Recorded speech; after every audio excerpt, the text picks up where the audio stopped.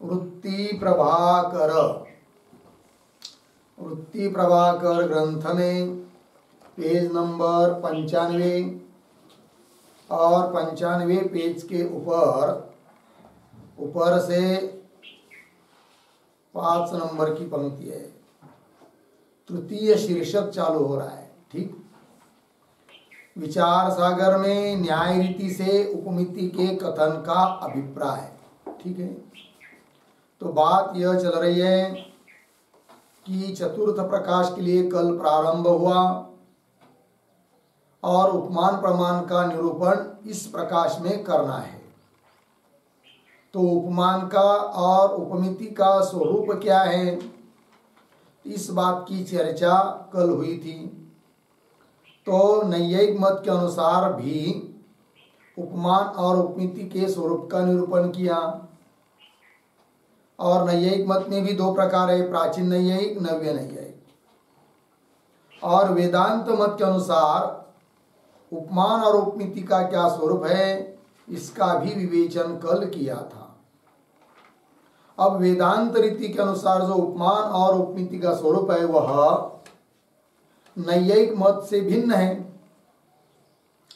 और विचार सागर तो वेदांत का ग्रंथ है, तो विचार सागर में फिर वेदांत मत के अनुसार उपमान और उपमिति का स्वरूप कहना चाहिए था विचार सागर में। किंतु ग्रंथकार कह रहे हैं कि हमने विचार सागर में वेदांत के अनुसार, वेदांत रीति के अनुसार उपमान और उपमिति का स्वरूप नहीं लिखा है, नैयायिक मत के अनुसार लिखा है। किंतु क्यों, क्या कारण, तो उसका कारण यहाँ पर बताना है।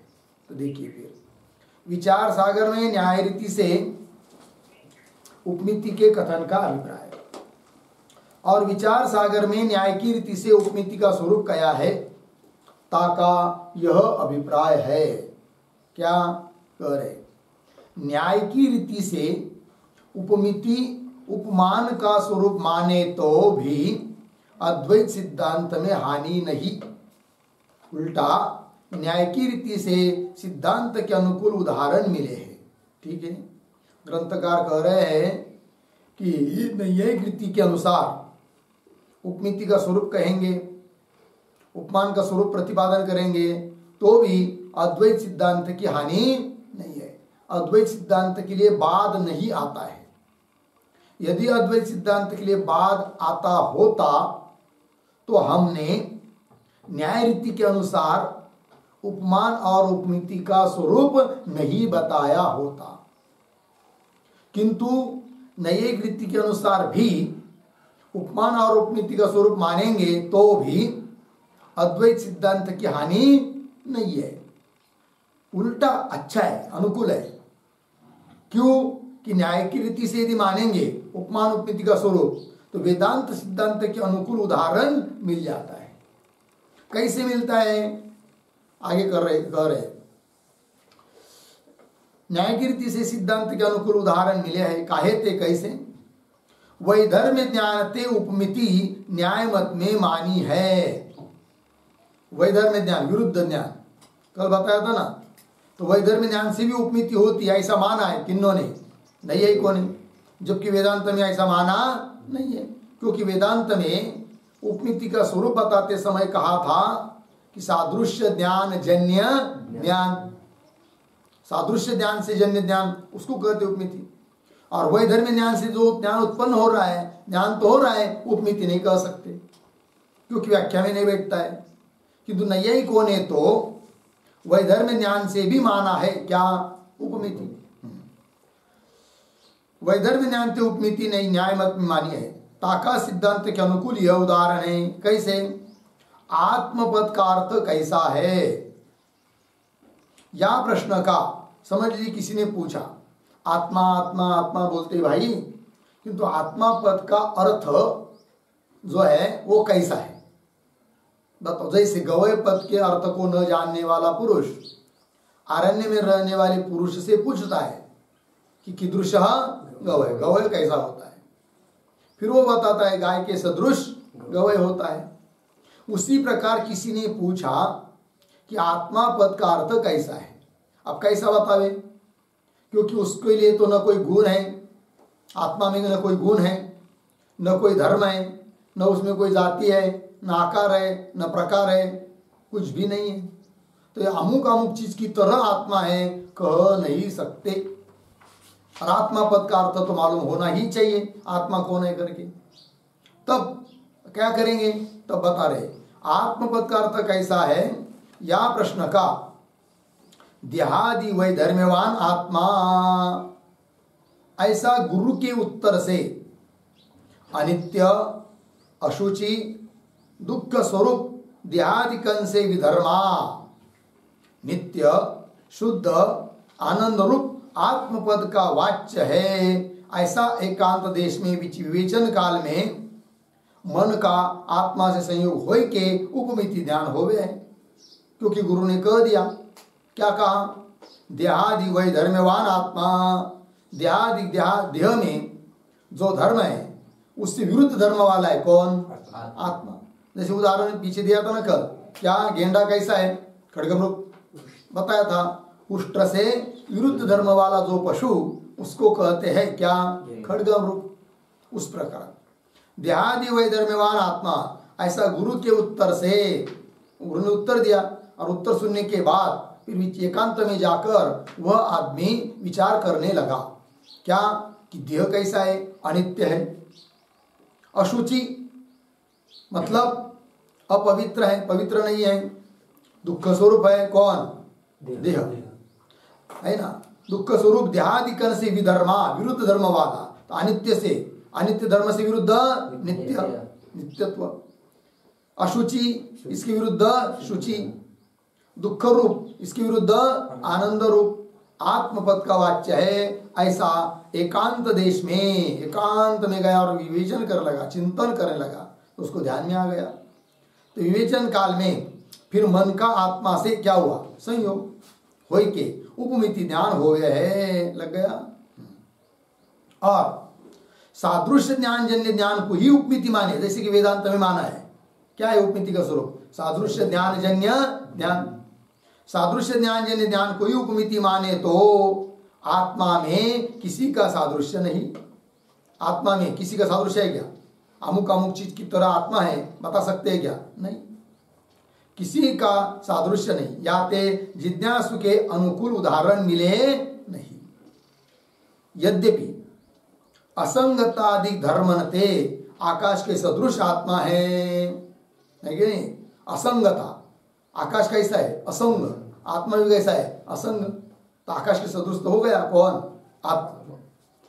यद्यपि यदि है कि नहीं, असंगतादि धर्मनते, असंगतादि धर्म को लेकर आकाश के सदृश आत्मा है। याते आगे क्या है, आकाश में ना, आकाश में जाइए, याते आकाश में आत्मा का सादृश्य ज्ञान उपमान है। उपमान उपमेय भाव घट सकता है, कोई कहेगा तो आकाश में आत्मा के सादृश्य का ज्ञान उपमान प्रमाण। फिर उसके बाद आत्मा में आकाश के सादृश्य का ध्यान उपमिति प्रमाण। ऐसा तो बन जाएगा फिर उदाहरण। यदि आकाश में आत्मा का सादृश्य ज्ञान उपमान है, आत्मा में, अब उल्टा, आत्मा में आकाश का सादृश्य ज्ञान उपमिति है। यह जिज्ञासु के अनुकूल उदाहरण सिद्धांत की उपमिति का संभव है। सिद्धांत मतलब वेदांत सिद्धांत के अनुसार जो उपमिति का स्वरूप बताया है, वहां पर भी सिद्धांत के अनुकूल उदाहरण मिल सकता है। यह बात तो सही है, तो भी तथापि कह रहे, यह जिज्ञासु के अनुकूल उदाहरण सिद्धांत के उपमिति का संभव है।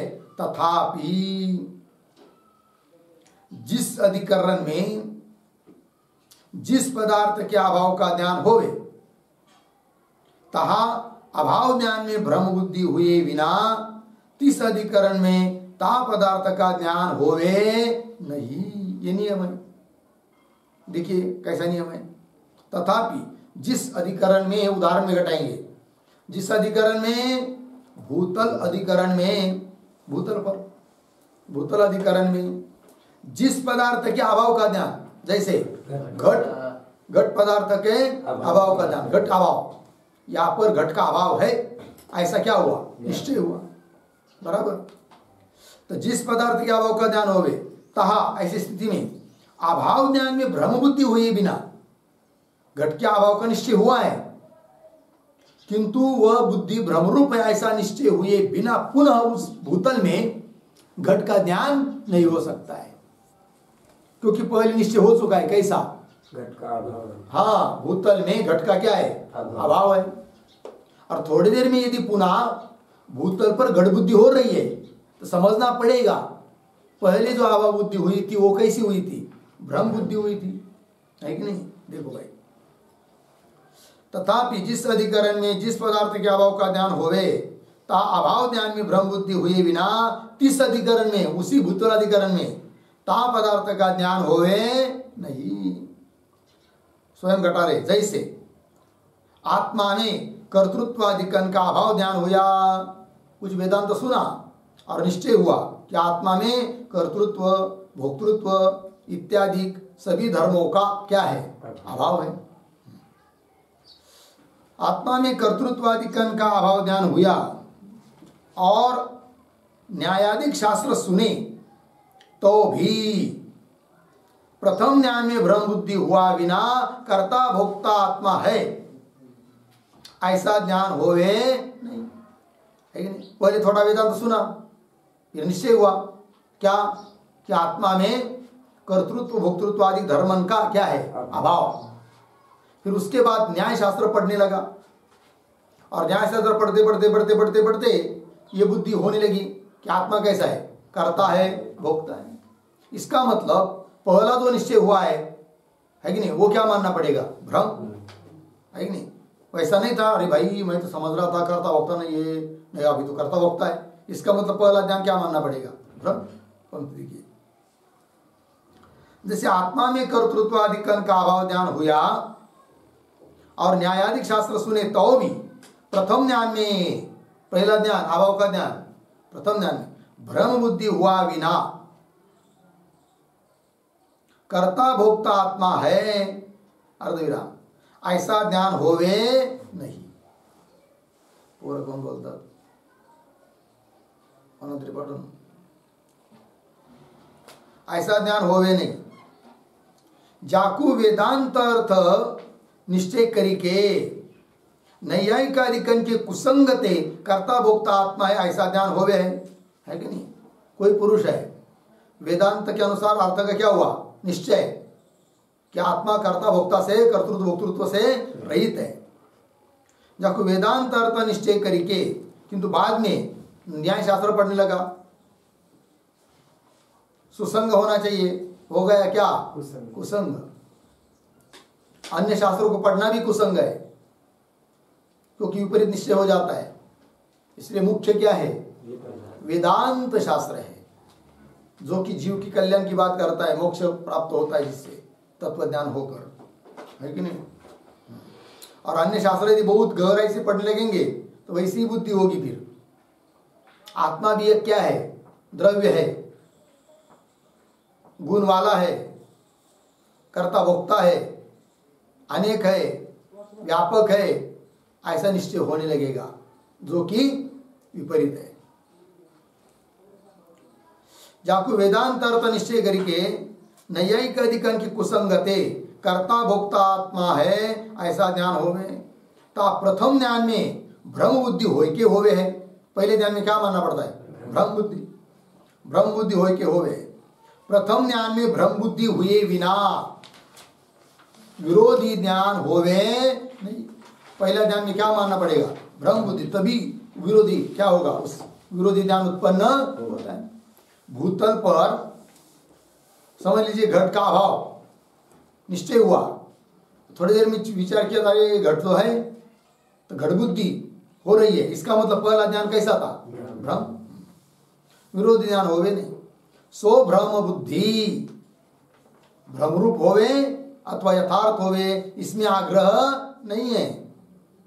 फिर बोलेंगे नहीं नहीं वो तो कर्तृत्व भोक्तृत्व धर्म नहीं है आत्मा में, ये तो प्रमा बुद्धि थी, है कि नहीं? अब फिर आप ज्ञान हुआ क्या? आत्मा कैसा है? कर्ता भोक्ता है कि नहीं? फिर उसमें यथार्थ बुद्धि में क्या हो गई? भ्रम बुद्धि। तो बोलेंगे वो भ्रम बुद्धि क्या भ्रम रूप है कि यथार्थ है, इससे कोई लेना देना नहीं। किंतु जो बुद्धि हुई है उससे विपरीत बुद्धि तब होती है जब पहले बुद्धि भ्रम रूप मानना पड़ता है। ये बात सो भ्रम बुद्धि भ्रम रूप होवे अथवा यथार्थ होवे इसमें आग्रह नहीं, परंतु भ्रम बुद्धि में भ्रमत्व निश्चय नहीं चाहिए, यह आग्रह है। भ्रम बुद्धि हो गई ना, उसमें यदि भ्रमत्व का निश्चय रहेगा, नहीं रे अरे यार मुझे आत्मा कर्तृत्व भोक्तृत्व से रहित है, ये पहले मैंने वेदांत सुनते सुनते ज्ञान हुआ था, किंतु अब मैंने न्याय शास्त्र पढ़ा, अब कर्तृत्व भोक्तृत्ववान आत्मा है, ये ज्ञान हुआ, अतः मेरी वो क्या थी? भ्रम बुद्धि थी, है कि नहीं?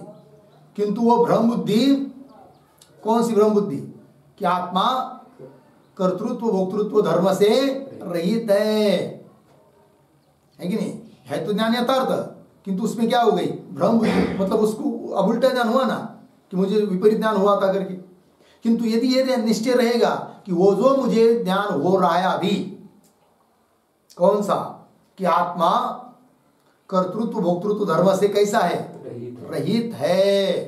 ये जो मुझे पीछे ज्ञान हुआ था वो मेरा गलत था, किंतु ये जो अभी मुझे ज्ञान हो रहा है गलत है करके, ये भ्रम बुद्धि है, ऐसा रहेगा तो विपरीत ज्ञान होगा क्या? नहीं होगा, है कि नहीं? अर्थात भ्रम बुद्धि में भ्रमत्व निश्चय नहीं चाहिए, तभी विपरीत ज्ञान उत्पन्न होगा। और भ्रम बुद्धि में भ्रमत्व निश्चय रहेगा कि मुझे जो ज्ञान हो रहा है वो भ्रम है, तो विपरीत ज्ञान होगा ही नहीं। परंतु भ्रम बुद्धि में भ्रमत्व निश्चय नहीं चाहिए, यह आग्रह है। इस रीति से जिस काल में गुरु वाक्यन्ते जिज्ञासु को ऐसा दृढ़ निश्चय हुआ है, कैसा?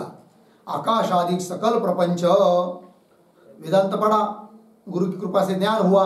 कैसा ज्ञान हुआ? कि आकाश आदि सकल प्रपंच गंधर्व नगर की नाई कैसा है? दृष्ट नष्ट स्वभाव है। जिस प्रकार गंधर्व नगर देखा है कैसा होता है? आकाश में जो कभी कभी बादल दिखाई देते हैं और आदमी चिंतन करता है, देखो वो हाथी है, ये घोड़ा है, ये सैन्य है, ये लड़ाई हो रही है आकाश में, ये घर है, देखो मंदिर का आकार वाला कितनी सुंदर मंदिर है सचमुच, लेकिन वो क्या है? सब उसको कहते हैं क्या? गंधर्व नगर। देखते देखते क्या होता है? नष्ट होता है। आकाशादि सकल प्रपंच गंधर्व नगर की नाई दृष्ट नष्ट स्वभाव, देखते देखते नष्ट होने का स्वभाव वाला है। ताते विलक्षण स्वभाव आत्मा है, किंतु इन सबसे क्या है? आत्मा विलक्षण स्वभाव है, कभी नष्ट होता नहीं है, वास्तव है, जीव का त्यू है हमेशा। तो आकाशादिकन में आत्मा का किंचित भी सादृश्य नहीं। लग गया? आकाश और आत्मा वस्तुता कोई सादृश्य है? बिल्कुल नहीं। एक अनात्मा एक आत्मा है, आकाश अनात्मा है, आत्मा आत्मा है। आकाश अनित्य है, आत्मा नित्य है, सादृश्य हो नहीं सकता। आकाशादिकन में आत्मा का है कि नहीं? किंचित भी सादृश्य नहीं। तीस काल में आकाश और आत्मा का सादृश्य ज्ञान संभव है नहीं। याते उत्तम जिज्ञासु के अनुकूल सिद्धांत उपमिति का उदाहरण मिले नहीं, है कि नहीं? इसलिए वेदांत मत के अनुसार जो उपमिति का स्वरूप बताया है, सादृश्य ज्ञान जन्य ज्ञान, उसको कहते उपमिति। तो उस सिद्धांत की उपमिति के अनुसार कोई उदाहरण आत्मबोध होने के लिए उत्तम जिज्ञासु को मिलता नहीं है, क्योंकि आत्मा के सदृश और दूसरा कोई पदार्थ है ही नहीं है कि जिसकी उपमा दे सकेंगे। ये बात है। इसलिए हमने विचार सागर में नैयायिक मत के अनुसार उपमान उपमिति का स्वरूप बताया। ठीक है ना? उपमान का स्वरूप बताया है। इस काल में आकाश और आत्मा का सादृश्य ज्ञान संभव है नहीं। याते उत्तम जिज्ञासु के अनुकूल सिद्धांत उपमिति का उदाहरण मिले नहीं। हो गया इतना? चलिए आगे। अब पूर्वोक्त वेदांत रीति और न्याय रीति के विलक्षण उपमिति और उपमान का लक्षण अब ऐसा उपमान और उपमिति बता रहे हैं कि जो नैयिक से भी विलक्षण है, नैयिक रीति के अनुसार उससे भी विलक्षण है, और वेदांत मत के अनुसार जो उपमान उपमिति का स्वरूप बताया है पीछे कल, उससे भी विलक्षण है। क्या? उपमान और उपमिति का स्वरूप स्वयं ग्रंथकार बता रहे हैं। पूर्वोक्त वेदांत रीति और न्याय रीति ते विलक्षण उपमिति और उपमान का लक्षण। देखो भाई, और सर्वथा नैयिक रीति की उपमिति में विद्वेष होवे कि नैयिक रीति के अनुसार जो उपमान उपमिति है वो हमको नहीं चाहिए, बिल्कुल उनसे विद्वेष होगा, द्वेष होगा, तो कोई बात नहीं, फिर अलग ही प्रकार से हम बताएंगे उपमान उपमिति का स्वरूप। ठीक। और सर्वथा नैयिक रीति की उपमिति में विद्वेष होवे तो उपमिति का यह लक्षण करना चाहिए। क्या? सादृश्य ज्ञान जन्य ज्ञान अथवा वैधर्म्य ज्ञान जन्य ज्ञान, इन दोनों में कोई एक होवे सो उपमिति कहिए है। उपमिति किसको कहेंगे? केवल पहले क्या लक्षण किया था वेदांत के अनुसार? सादृश्य ज्ञान जन्य ज्ञान, इतना ही किया था। अब उतना ही नहीं करेंगे, थोड़ा और जोड़ेंगे। सादृश्य ज्ञान जन्य ज्ञान हो अथवा वैधर्म्य ज्ञान जन्य ज्ञान हो, उसको हम कहते क्या? दोनों में से कोई भी हो तो उसको कहेंगे उपमिति। सादृश्य ज्ञान जन्य ज्ञान अथवा वैधर्म्य ज्ञान जन्य ज्ञान, इन दोनों में कोई एक होवे सो उपमिति कहिए। लग गया। खड्ग मृग में उष्ट्र के वैधर्म्य ज्ञान थे, है कि नहीं? खड्ग मृग में उष्ट्र के विरुद्ध धर्म का क्या हुआ? ज्ञान। ज्ञान थे, ज्ञान होने के अनंतर फिर आगे उष्ट्र में खड्ग मृग का वैधर्म्य ज्ञान होवे, है कि नहीं? खड्ग मृग में उष्ट्र के विरुद्ध धर्म का ज्ञान उपमान, फिर उसके बाद उष्ट्र में खड्ग मृग के विरुद्ध धर्म का ज्ञान, ये उपमिति। उष्ट्र में खड्ग मृग का वैधर्म्य ज्ञान होवे, लग गया। और उदाहरण, पृथ्वी में जल के वैधर्म्य ज्ञान थे, ये उपमान हुआ। अर्धविराम दीजिए। वैधर्म्य ज्ञान थे, इसके बाद देखो, पृथ्वी में जल के वैधर्म्य ज्ञान थे, ये उपमान हुआ। फिर उसके बाद जल में पृथ्वी का वैधर्म्य ज्ञान, ये क्या हो जाएगा? उपमिति। वैधर्म्य ज्ञान जन्य ज्ञान उपमिति। तो जल में पृथ्वी का वैधर्म्य ज्ञान हो गया, लग गया। या ते उष्ट्र में खड्ग मृग का वैधर्म्य ज्ञान, है कि नहीं? उपमिति है। उष्ट्र में खड्ग मृग का वैधर्म्य ज्ञान और जल में पृथ्वी का वैधर्म्य ज्ञान उपमिति है। उपमिति है ना, तो उपमिति के आगे क्या है? करण है ना, तो वहां पर थोड़ा लिखिए, उपमिति है पूर्ण विराम है लिखिए, और उसके आगे एक शब्द और लिखिए, ताका करण। ताका ये शब्द, तो उपमिति बता दिया। ताका, ताका उपमिति का करण उपमान कहिए। उपमिति का जो करण उसको कहेंगे क्या? उपमान। यहाँ पर उदाहरण में खड्ग मृग में उष्ट्र का वैधर्म्य ज्ञान उपमान, और उष्ट्र में खड्ग मृग के वैधर्म्य ज्ञान उपमिति। पृथ्वी में जल के वैधर्म्य का ज्ञान उपमान, जल में पृथ्वी के वैधर्म्य का ज्ञान उपमिति। या खड्ग मृग में उष्ट्र का वैधर्म्य ज्ञान और पृथ्वी में जल का वैधर्म्य ज्ञान करण होने ते उपमान है, लग गया। और विपरीत भी उपमान उपमिति भाव संभव है, ये तो बता दिया। जैसे क्या बताया? खड्ग मृग में सामने आंखों के सामने क्या है? खड्ग मृग है, तो उसमें उष्ट्र के वैधर्म्य ज्ञान क्या बताया? उपमान है कि नहीं? और उष्ट्र में खड्ग मृग के वैधर्म्य का ज्ञान उपमिति बताया ना। इसका उल्टा भी हो सकता है। कैसे? समझ लीजिए, सामने आंखों के सामने खड्ग मृग नहीं है, उष्ट्र है, तब तो उष्ट्र में खड्ग मृग के वैधर्म्य का ज्ञान उपमान बराबर, और खड्ग मृग में उष्ट्र के वैधर्म्य का ज्ञान उपमिति। इस प्रकार जो आंखों के सामने रहेगा ना, उसमें अन्य के वैधर्म्य का ज्ञान उपमान। फिर आंखों के सामने कौन है? कोई भी हो सकता है। समझ में आया? चलिए। और विपरीत भी उपमान उपमिति भाव संभव है। इंद्रिय संबद्ध में सादृश्य ज्ञान उपमान है, ये मुख्य है। इंद्रिय संबद्ध जो, यदि खड्ग मृग इंद्रिय संबद्ध है, इंद्रिय से चक्षु से संबंधी है, तो उस खड्ग मृग में उष्ट्र के वैधर्म के दान उपमान। और समझ लीजिए इंद्रिय चक्षु के संबद्ध कौन है? उष्ट्र है। तो उष्ट्र में खड्ग मृग के वैधर्म का ज्ञान क्या हो जाएगा? उपमान। ये बात इंद्रिय संबद्ध में सादृश्य ज्ञान उपमान है।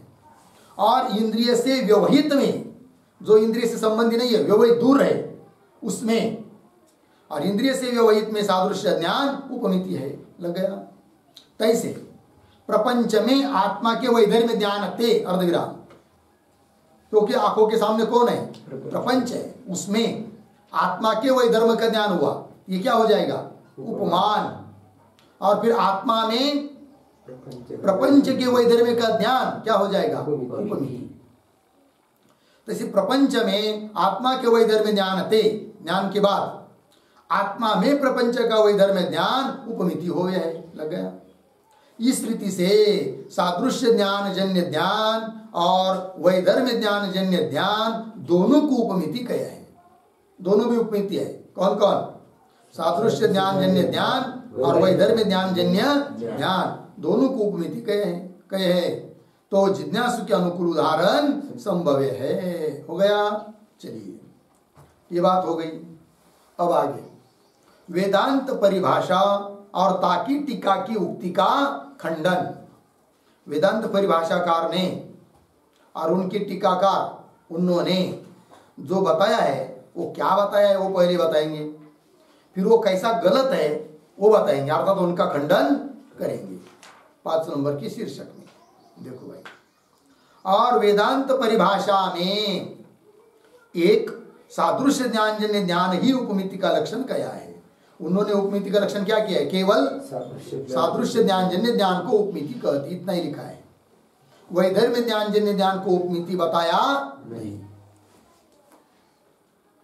और वेदांत परिभाषा में एक सादृश्य ज्ञान जन्य ज्ञान ही उपमिति का लक्षण कहा है।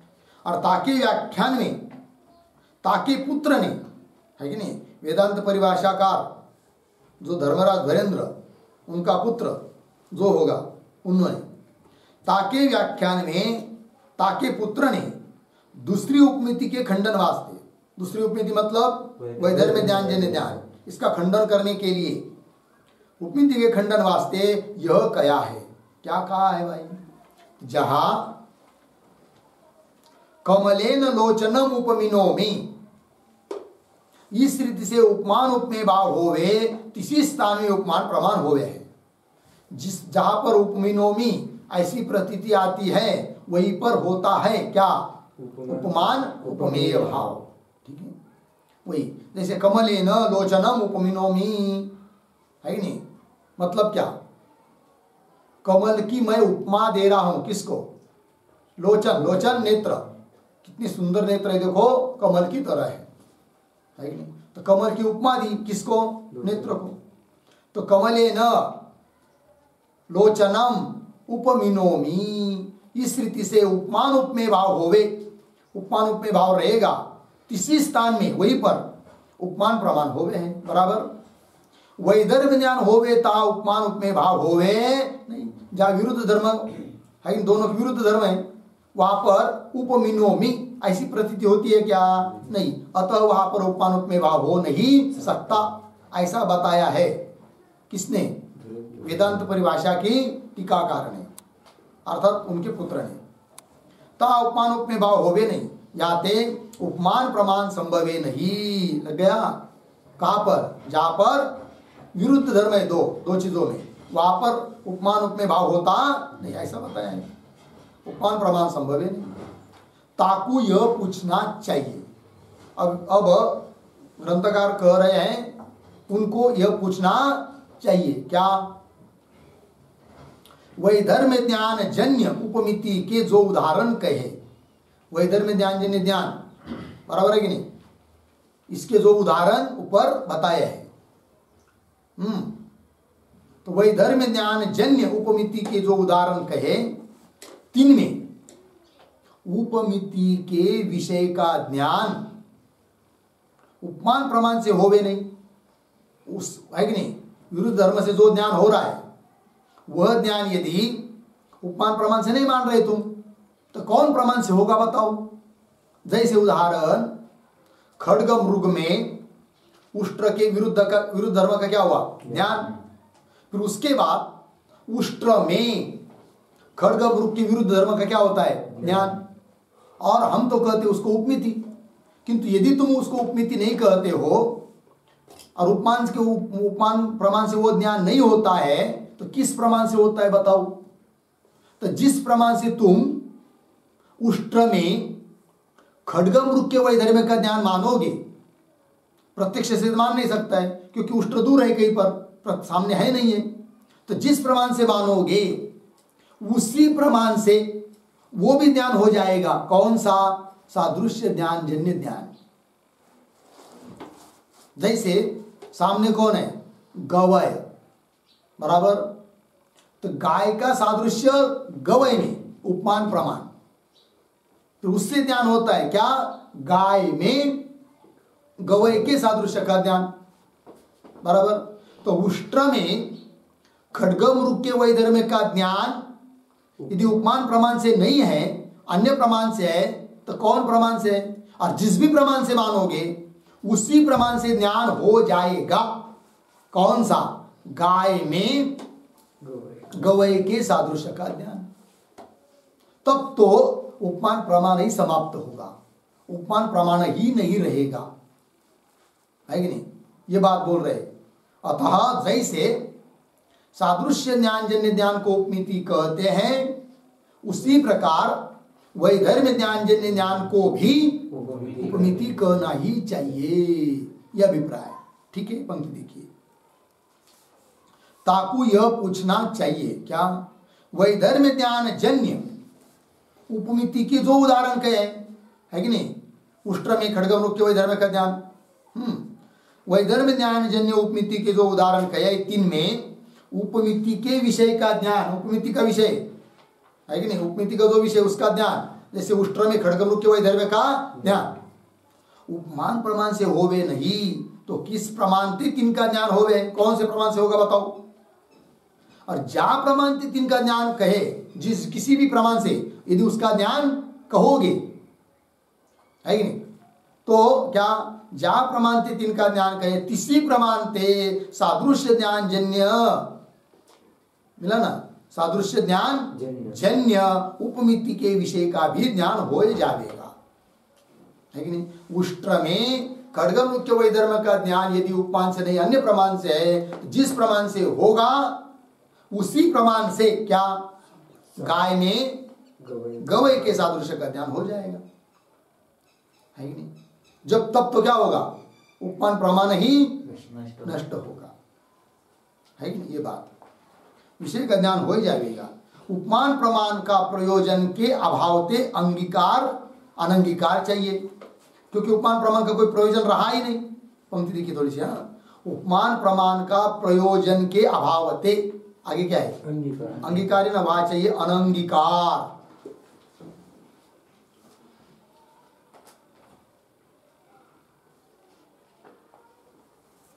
ठीक है, देखो उपमान प्रमाण का कोई प्रयोजन ही नहीं बचा ना, फिर तो प्रयोजन के अभाव से अनंगीकार चाहिए।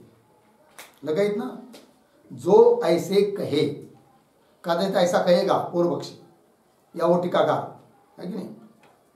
जो ऐसे कहे गवय के प्रत्यक्ष में, गौ का सादृश्य तो प्रत्यक्ष है क्योंकि सामने कौन है? गवय, प्रत्यक्ष हो रहा है, उसमें गाय का सादृश्य क्या है? प्रत्यक्ष है। गवय के प्रत्यक्ष में गौ का सादृश्य तो प्रत्यक्ष है, परंतु गौ में, गौ दूर है ना, घर में है ना, तो गौ में गवय का सादृश्य प्रत्यक्ष नहीं। काहे थे? धर्मी के साथ इंद्रिय का संयोग होवे,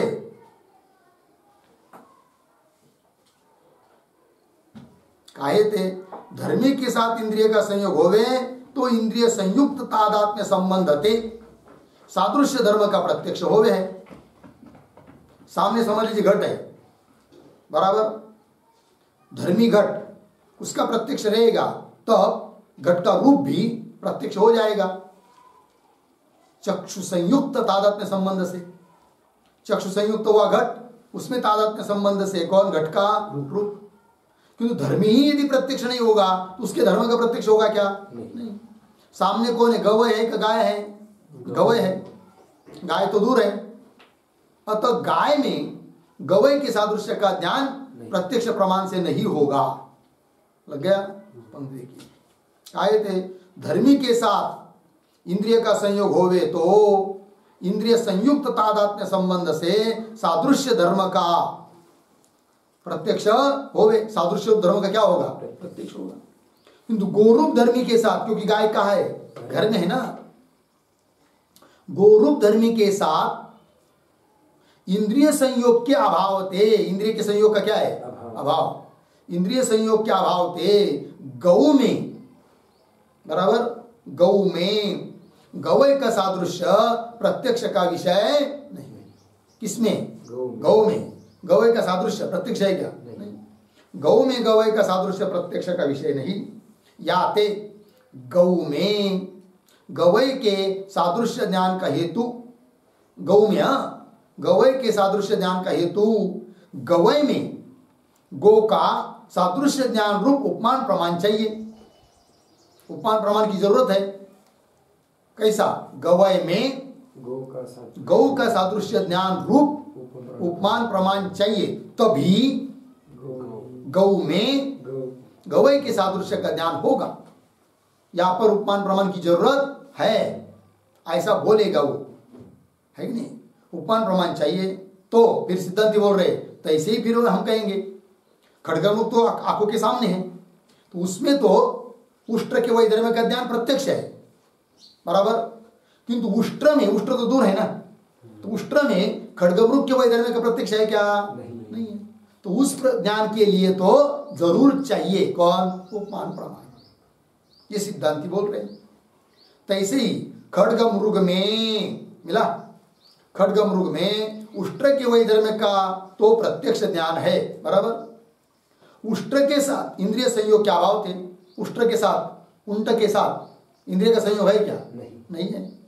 उष्ट्र के साथ इंद्रिय संयोग क्या अभाव थे? उष्ट्र में खड्गमृग के वैधर्म्य का ज्ञान प्रत्यक्ष रूप संभवे नहीं। प्रत्यक्ष ज्ञान हो ही नहीं सकता। धर्मी प्रत्यक्ष नहीं है, उसमें रहने वाला धर्म जो सादृश्य, उसका प्रत्यक्ष कहां से होगा? अर्थात नहीं होगा। फिर ताका हेतु, उस ज्ञान के लिए कारण खड्गमृग में उष्ट्र का वैधर्म्य ज्ञान रूप उपमान प्रमाण मानना योग्य है। किसमें? खड्गमृग में उष्ट्र का वैधर्म्य ज्ञान, यही है क्या? उपमान प्रमाण। फिर उससे होगा ज्ञान कौन सा? उष्ट्र में खड्गमृग के वैधर्म्य का ज्ञान। ताका हेतु खड्गमृग में, बराबर, उष्ट्र का वैधर्म्य ज्ञान रूप उपमान ही प्रमाण मानना योग्य है। लग गया? और जो वेदांत परिभाषा की टीका में लिखा है, क्या लिखा है वेदांत परिभाषा की टीका में? क्या कि जा ज्ञान ते उत्तर, जो ज्ञान होने के बाद उपमिनोमी, ऐसी प्रतीति ज्ञाता को होवे सो ज्ञान उपमिति है कि नहीं? जो ज्ञान होने के बाद ज्ञाता को यह प्रतीति हो जाती है, क्या? उपमिनोमी, वही ज्ञान है उपमिति ज्ञान, अन्य जा ज्ञान ते उत्तर उपमिनोमी, ऐसी प्रतीति ज्ञाता को होवे सो ज्ञान उपमिति है। और वैधर्म्य ज्ञान जन्य, वैधर्म्य ज्ञान से उत्तर है कि नहीं? वैधर्म्य ज्ञान से उत्पन्न होने वाला जो कौन? वैधर्म्य ज्ञान, उसके बाद उपमिनोमी ऐसी प्रतीति होती नहीं। जैसे वैधर्म्य ज्ञान हुआ खड्गमृग में, उष्ट्र के वैधर्म्य का ज्ञान, उससे उत्पन्न हुआ ज्ञान कौन? उष्ट्र में खड्गमृग का वैधर्म्य ज्ञान, किंतु उसके बाद उपमिनोमी ऐसी प्रतीति नहीं हो रही है, तो कैसा हम मानेंगे वो उपमिति का विषय है करके? ऐसा वो बोल रहा है। और वैधर्म्य ज्ञान जन्य वैधर्म्य ज्ञान से उत्तर उपमिनोमी ऐसी प्रतीति होवे नहीं, याते उपमिति नहीं। ऐसे यदि वो बोलता है तो सिद्धांतिकर है, ग्रंथकार वृत्ति प्रभाकर ग्रंथ करता, सो अशुद्ध है। ऐसा उस टीकाकार का कहना भी क्या है? अशुद्ध है। कहे थे मुख में चंद्र के सादृश्य प्रत्यक्ष से उत्तर, मुख में देखा है, मुख सामने मुख है कि नहीं? और मुख में क्या हुआ? चंद्र का सादृश्य का प्रत्यक्ष हुआ। चंद्र की सादृश्यता दिखाई दे रही है किसमें? मुख में।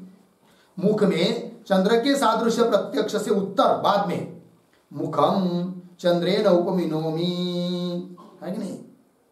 चंद्रेन, चंद्र से मैं उपमा कर रहा हूं, किसमें? मुख में। तो मुखम चंद्रेन उपमिनोमी, ऐसी प्रतीति हो गए। और मुख में चंद्र के सादृश्य का प्रत्यक्ष ज्ञान है, उपमिति नहीं। किंतु मुख में चंद्र का क्या है? सादृश्य का ज्ञान है। का उपमिति है? सादृश्य है। अर्थात उसका जो कहना है कि जहां जहां उपमिनोमी ये प्रतीति होती है वहीं पर उपमिति का विषय होता है, वो उसका कहना गलत है। यहां पर तो मुख में चंद्र का सादृश्य प्रत्यक्ष है, तो भी आदमी बोलता है उपमिनोमी, किंतु उपमिति का विषय है क्या? नहीं है। अतः जहां जहां उपमिनोमी ऐसी प्रतीति होती है वहीं पर उपमिति होती है, उपमिति ज्ञान का विषय होता है, ऐसा नहीं। लग गया?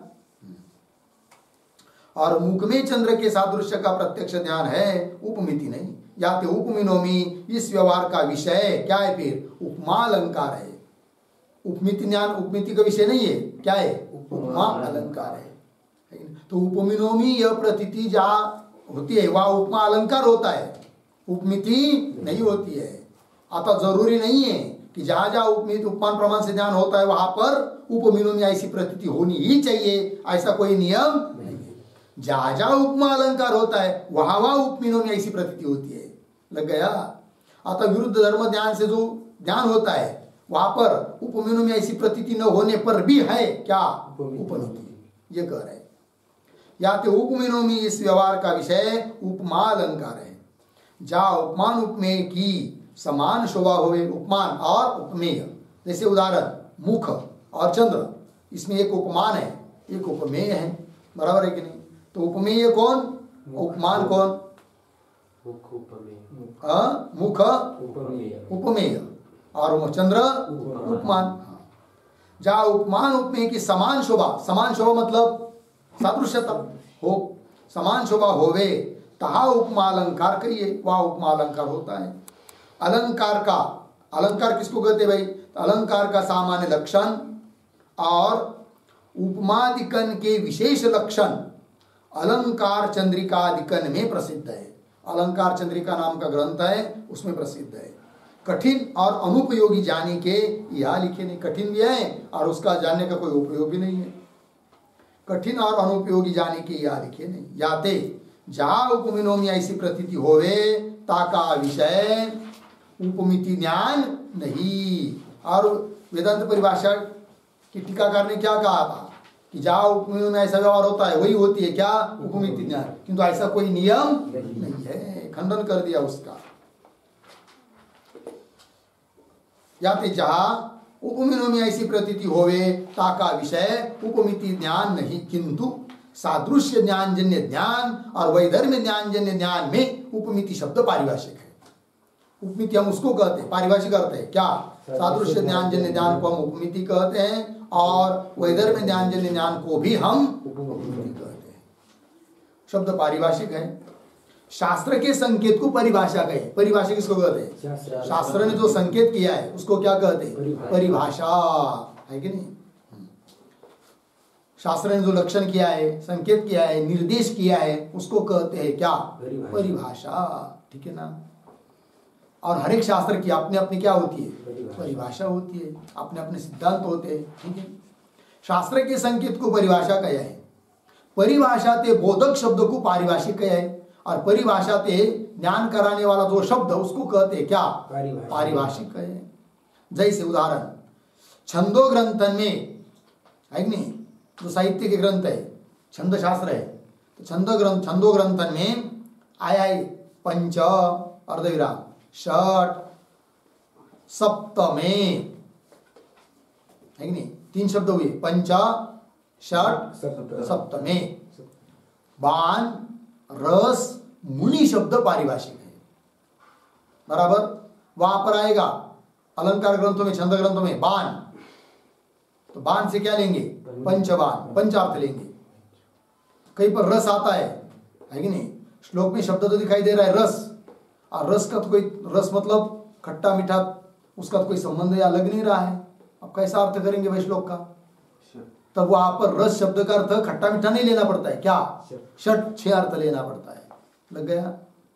पारिभाषिक अर्थ है उनका कि रस शब्द जहां आए वहां पर अर्थ करना क्या षट। मुनि शब्द कहीं आएगा तो मुनि का अर्थ फिर मुनि तो या तो कुछ भी अर्थ लेना है, 7 अर्थ लेंगे तो श्लोक लग जा रहा है, वाक्य लग रहा है कि नहीं? किंतु 7 शब्द वहां पर तो है नहीं, मुनि शब्द है। अब मुनि है और कोई तारतम्य नहीं लग रहा है, शब्दों का अर्थ नहीं लग रहा है वाक्य का, तो क्यों नहीं लग रहा है? फिर वहां पर मुनि शब्द का अर्थ मुनि नहीं लेना है, ऋषि मुनि नहीं लेने हैं, फिर क्या लेना पड़ता है? सप्त। पारिभाषिक अर्थ है उनका। ठीक। पंच षट सप्त में बाण रस मुनि शब्द पारिभाषिक है। लग गया? तैसे उपमिति शब्द भी न्याय शास्त्र और अद्वैत शास्त्र में भिन्न भिन्न अर्थ में क्या है? पारिभाषिक है। न्याय शास्त्र में संज्ञा में संज्ञा के वाच्यता का ज्ञान है कि नहीं, उसको कहते हैं क्या? उपमिति।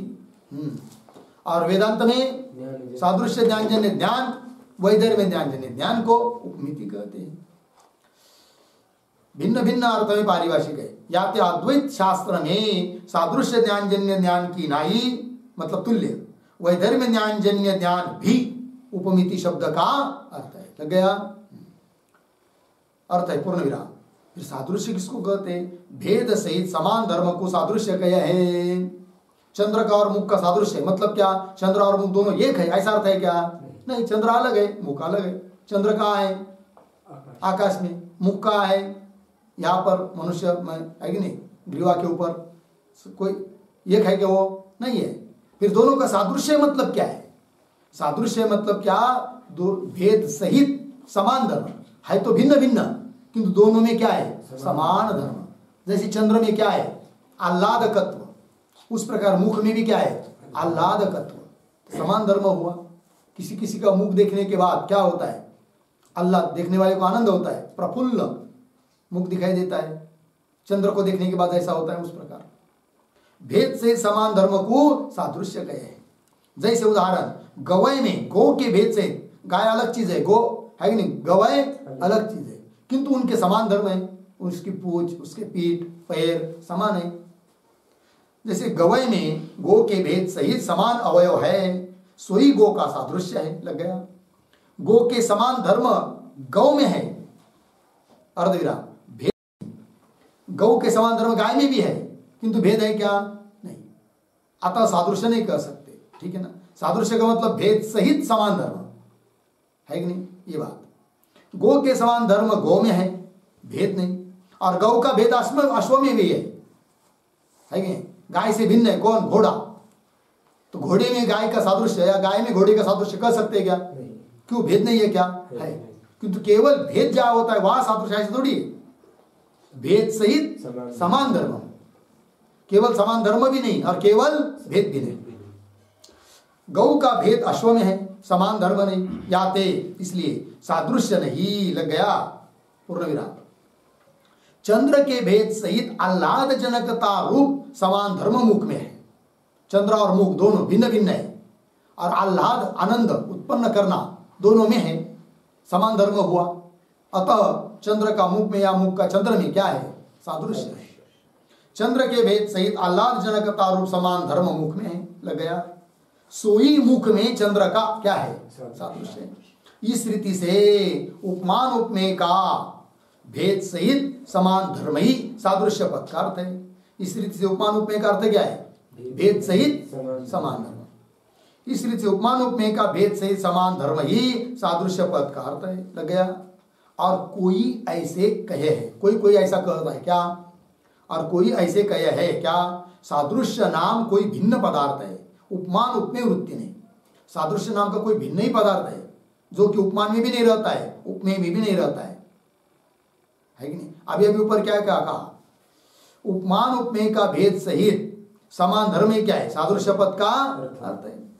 उपमान उपमेय में रहने वाला है और उपमान उपमेय में भेद है, किंतु दोनों में रहने वाला है क्या? समान धर्म, वही उनका क्या है? सादृश्य। और कोई ऐसा कहे कि सादृश्य नाम कोई भिन्न पदार्थ है, उपमान उपमेय वृत्ति नहीं, वृत्ति मतलब रहने वाला नहीं। उपमान उपमेय के निर्णित धर्म से भिन्न है। उपमान का जो धर्म, उपमेय का जो धर्म, निर्णित धर्म, उससे क्या है? भिन्न है। कौन? सादृश्य। उपमान उपमेय के निर्णित धर्म से भिन्न है ऐसा कोई कहता है, किंतु वह उसका कहना ठीक नहीं, सो समीचीन नहीं। काहे ते जहां दो पदार्थन में लग गया ना, पदार्थ कितने हैं? दो। हाँ, जहां दो पदार्थन में अल्प समान धर्म होवे ता अपकृष्ट सादृश्य गई है। दो पदार्थ है, सादृश्य तो है किंतु थोड़ा है, उसको कहते हैं क्या? अपकृष्ट सादृश्य। और समान धर्म अधिक होवे तहा उत्कृष्ट सादृश्य कही है। इस रीति से समान धर्म की न्यूनता अधिकता से सादृश्य में अपकर्ष उत्कर्ष हो गए। सादृश्य में उत्कर्ष अपकर्ष क्यों? कि समान धर्म में क्या है? न्यूनता अधिकता। इसलिए समान धर्म की न्यूनता अधिकता से अधिकता होने के कारण सादृश्य में अपकर्ष उत्कर्ष होवे लग गया। निर्णित धर्म से अतिरिक्त सादृश्य होवे तो, निर्णित धर्म से अतिरिक्त नहीं है कौन? सादृश्य। किसी ने कहा था ना कि निर्णित धर्म से अतिरिक्त है, किंतु ऐसा नहीं है। यदि मानेंगे तो क्या होगा? तब कह रहे निर्णित धर्म से अतिरिक्त सादृश्य होवे तो ब्राह्मणत्वादि जाति की नाई अखंड होवेगा। जैसे ब्राह्मणत्व एक जाति है, ब्राह्मण से भिन्न है, अखंड है, वो कभी मरती नहीं। ब्राह्मण मरता है, ब्राह्मणत्व नहीं। लग गया। उसी प्रकार यदि सादृश्य उपमान उपमेय से कोई भिन्न ही पदार्थ होगा तो कैसा होगा? फिर ब्राह्मणत्व जाति की तरह अखंड होगा। निर्णित धर्म से अतिरिक्त सादृश्य होवे तो ब्राह्मणत्वादि जाति की नाई अखंड होगा। तामे अखंड होना मतलब क्या? उसमें न्यून ज्यादा न होना। जैसे ब्राह्मणत्व जो जाति है, ब्राह्मण व्यक्ति ये भी है, ब्राह्मण व्यक्ति वो भी है, ब्राह्मण व्यक्ति वो भी है, उस व्यक्ति में कुछ न्यूनादि धर्म हो सकते हैं। ये 4 अक्षर ज्यादा जानता है, वो 4 कम जानता है, वो 2 ग्रंथ पढ़ा, ये ग्रंथ पढ़ा है, किंतु दोनों में जो ब्राह्मणत्व जाति है उसमें कोई न्यूनादि भाव है क्या? नहीं, वो अखंड है। उस प्रकार फिर सादृश्य में भी उत्कर्ष अपकर्ष नहीं होगा यदि कोई भिन्न ही धर्म सादृश्य रहता तो, किंतु ऐसा है नहीं। अतः उपमान उपमेय में ही रहने वाला है कौन? सादृश्य। उस उपमान उपमेय में जो निर्णित धर्म है उनसे भिन्न कोई सादृश्य नाम का पदार्थ नहीं है। यदि मानेंगे तो वह अखंड होगा, और अखंड होगा तो उसमें अपकर्ष उत्कर्ष नहीं हो पाएगा। जबकि अपकर्ष उत्कर्ष प्रत्यक्ष है कि नहीं? सादृश्य का अपकर्ष है, सादृश्य का उत्कर्ष है, लोग बोलते हैं कि नहीं? निर्णित धर्म से अतिरिक्त सादृश्य होवे तो ब्राह्मणत्वादि जाति की नाई अखंड होवेगा। तामे अपकर्ष उत्कर्ष बने नहीं। या ते समान धर्म रूप सादृश्य है कि नहीं? समान धर्म है क्या है? सादृश्य है। यह उदयनाचार्य का मत सिद्धांत में अंगीकरणीय है। अतः समान धर्म रूप जो सादृश्य है वो कोई उपमान उपमेय से अतिरिक्त नहीं, उसमें रहने वाला ही धर्म है। भेद सहित समान धर्म, उसका नाम सादृश्य है। यही ठीक है। या समान धर्म रूप सादृश्य है, यह उदयनाचार्य का मत सिद्धांत में अंगीकरणीय है। होगा इतना? ये बात हो गई भाई। फिर आगे क्या है? कारण के लक्षण का निर्णय ना, वहां पर चाहिए करण के लक्षण का निर्णय। 6 नंबर का शीर्षक। अर्थात उपमिति का करण कौन है, उसका क्या निर्णय? करण के लक्षण। करण उपमिति प्रमा का जो करण अर्थात उपमान है कि नहीं, उसका लक्षण क्या है, उसका निर्णय करना है 6 नंबर के शीर्षक में। किंतु उसका विचार हम लोग कल करेंगे। ओम पूर्णमदः पूर्णमिदं पूर्णात् पूर्णमुदच्यते पूर्णस्य पूर्णमादाय पूर्णमेवावशिष्यते। ओम शांति शांति शांति।